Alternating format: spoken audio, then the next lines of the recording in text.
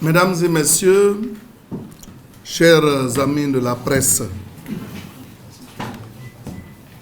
les élections locales partielles du 16 décembre viennent de livrer leur verdict. Les résultats provisoires ont été proclamés par la Commission électorale indépendante. Ils consacrent encore une fois une nette avance pour le RHDP qui a presque tout raflé. Parce que si vous regardez bien ces résultats sortis des urnes, la grande majorité des localités mises en jeu par ces élections partielles ont été remportées par le RHDP. Et même les circonstances, sinon les circonscriptions où ce sont des candidats indépendants qui l'ont emporté, je peux vous dire déjà que ces derniers sont des militants du RHDP qui viendront sous peu rejoindre nos rangs. Mesdames et messieurs, je voudrais par ailleurs rappeler que relativement au scrutin du 13 octobre 2018, et contrairement aux procès d'intention qui ont fusé ça et là, le président de la République n'avait aucune emprise sur le processus électoral et encore moins sur la chambre administrative de la Cour suprême. Cette juridiction a traité le contentieux électoral en toute indépendance, en toute responsabilité et dans la transparence la plus totale. Je sais qu'en politique, la mauvaise foi est la chose la mieux partagée et que faire preuve de bonne foi est perçu parfois comme un péché dans certaines chapelles politiques. Mais je pense qu'ici, il n'y a eu aucune honte et il n'y a même pas de honte à reconnaître et à saluer le bon travail de la haute juridiction suprême. Mesdames et messieurs, la conférence de presse de ce jour a été initiée avec Maître Mamadou Koné qui est là et le maire Jean-Louis Moulot pour nous appesantir sur le cas spécifique de Grand Bassam, où les fraudeurs ne cessent de crier à la fraude. Oui, Grand Bassam, où les braqueurs d'élections continuent de crier au braquage après un hold-up manqué. Chers amis journalistes, que s'est-il passé au fait à Bassam? À Grand Bassam, 2 scrutins successifs ont été organisés les 13 octobre et 16 décembre 2018. À chaque fois, les populations ont opté clairement pour le changement en votant pour la liste RHDP conduite par M. Jean-Louis Moulot. Ces 2 scrutins ont été marqués par des contestations systématiques et violentes du candidat du PDCI-RDA qui a choisi de prendre en otage les populations de Grand Bassam, prise en otage du préfet et du personnel de la CEI le 14 octobre de 14h à 1h30 du matin. Et ils ne se sont pas arrêtés là, car ils ont incendié volontairement la place de la Bissa, saccagé la cour royale du quartier France. Quel sacrilège!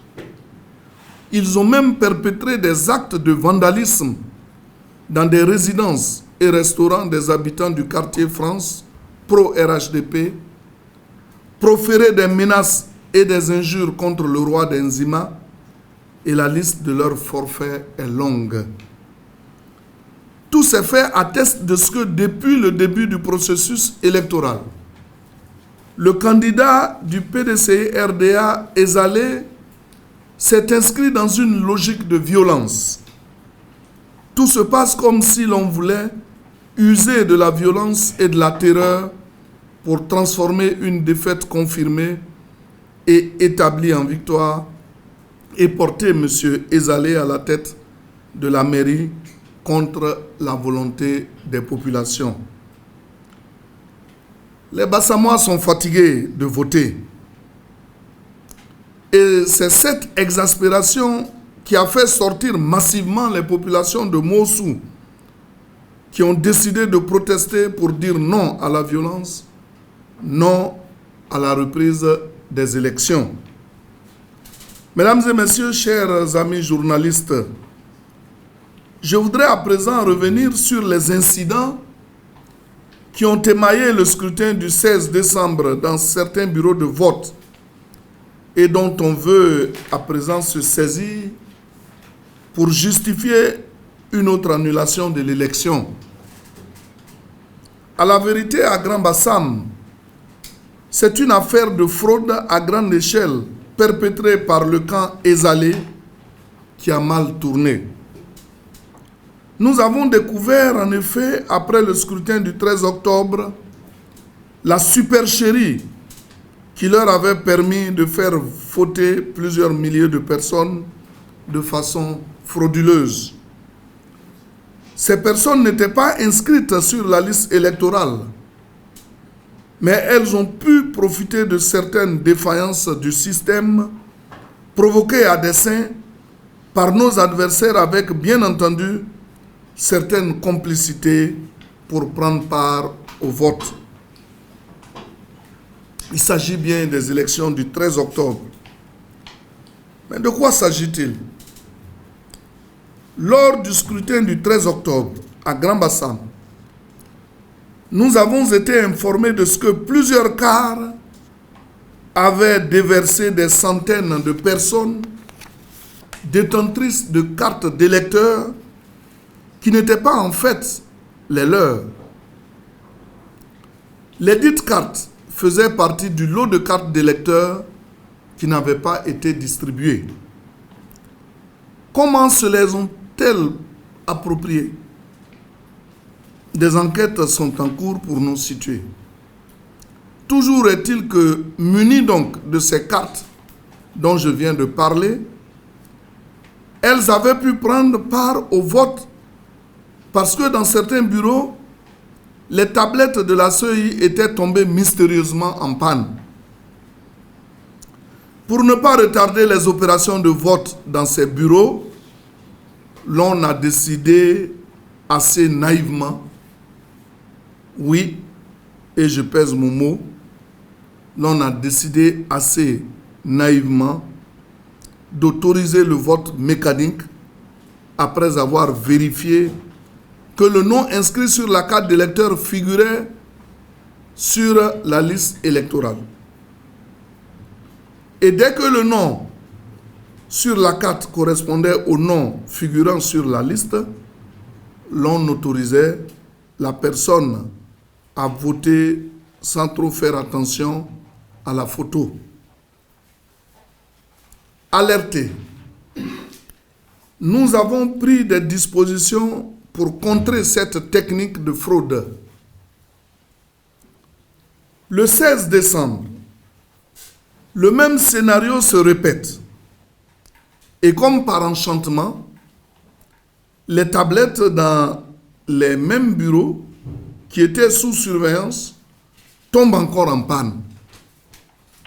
Nos adversaires, comme à l'accoutumée, tentent l'impossible pour obtenir de passer au vote mécanique afin de ne pas retarder le processus. Nous nous y sommes opposés farouchement. Les responsables de la CEI sont cette fois-ci de notre avis. Pas question de passer au vote mécanique.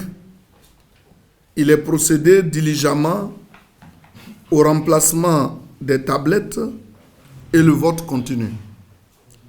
C'est à partir de ce moment-là que nous découvrons que des individus détenteurs de cartes d'électeurs avaient des empreintes digitales qui ne correspondaient pas aux empreintes digitales enregistrées dans la base de données lors de l'enrôlement.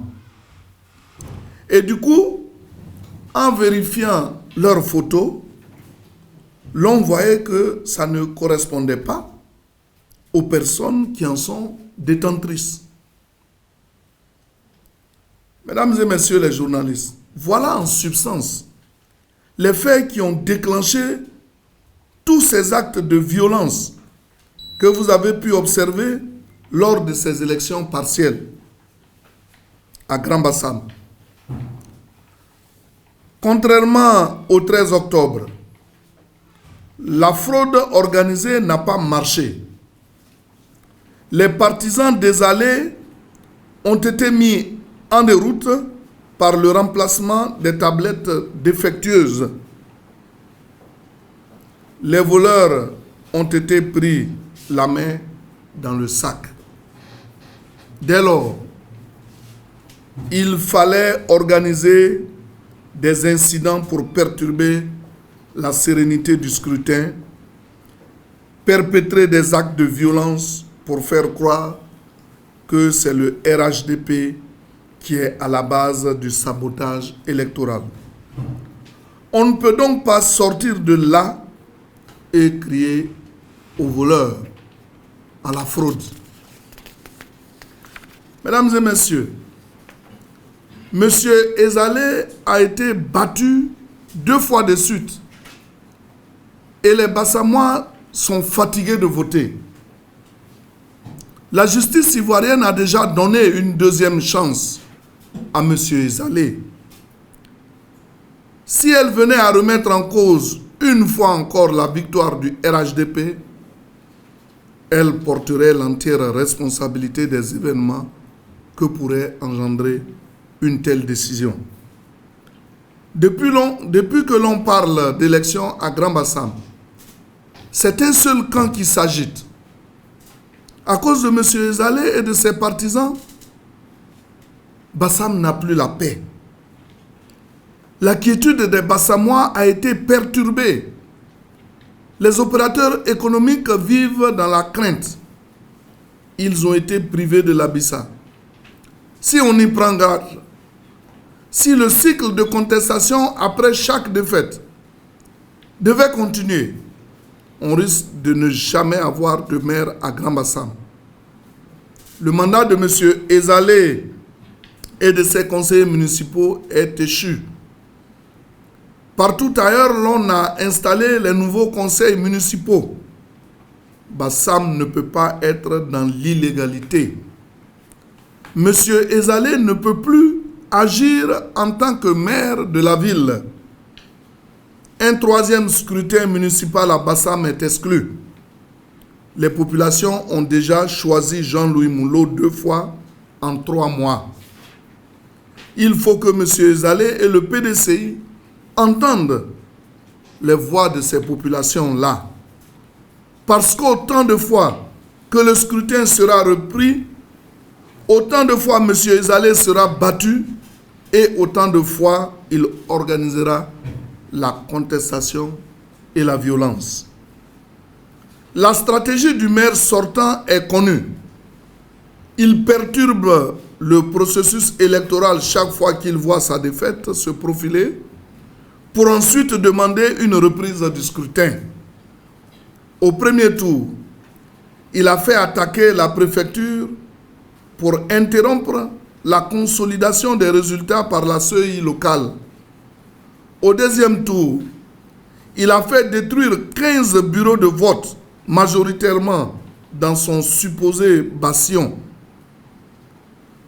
Mais même en lui donnant le nombre de voix qu'il a obtenu dans ces 15 bureaux de vote au premier tour, il est toujours battu par la liste RHDP. De manière générale, le maire sortant est rejeté par les populations qui ont voté pour le changement. Il faut qu'il l'accepte. Par ailleurs, Je voudrais aussi m'inscrire en faux devant certaines affirmations tendant à faire croire que la police aurait fermé les yeux sur ces faits. Non, ce n'est pas vrai. La police n'a certes pas fait usage d'armes à feu ou de gaz lacrymogènes pour mettre fin à ce désordre parce que cela aurait aggravé le problème. En tout état de cause, la police n'est pas restée les bras croisés. Des individus ont été arrêtés parmi ces agitateurs et des gens qui étaient bien organisés ont menacé de mettre Bassam à feu et à sang si leurs amis n'étaient pas libérés. Cette procédure suit son cours et bientôt vous serez tous situés sur l'origine de ces loupards aux ordres. Au total, je voudrais donc dire qu'à Grand Bassam, c'est une affaire de braquage électoral orchestré par le camp Ezalé qui a mal tourné. Le braqueur a été surpris et c'est tout désespérément qu'il crie au hold-up. Je voudrais aussi indiquer qu'il ne faut pas donner de Grand Bassam l'image d'une cité agitée, car c'est une ville touristique classée au patrimoine de l'UNESCO.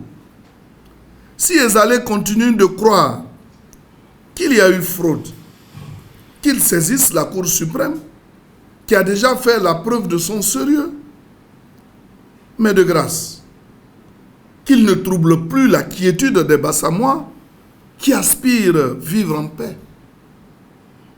Bassam a choisi son maire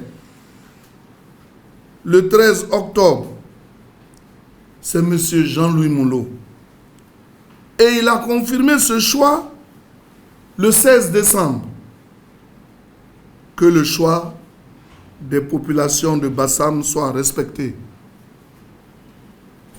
Mesdames et messieurs, merci d'être venus à notre conférence. Merci de votre bienveillante attention. Je vous remercie.